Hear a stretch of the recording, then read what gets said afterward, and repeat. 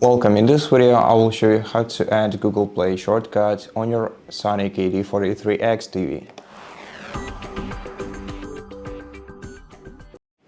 To do that, on your remote control, press Input button, then select Edit on the inputs, and then navigate to the right until you find the Google Play Store option. You can also add Google Play Games and Google Play Movies and TV to your TV, and then you can just close this menu. And now every time you press Input on your remote control, you will easily find your Google Play Store right here, and so you'll be able to open it real quick.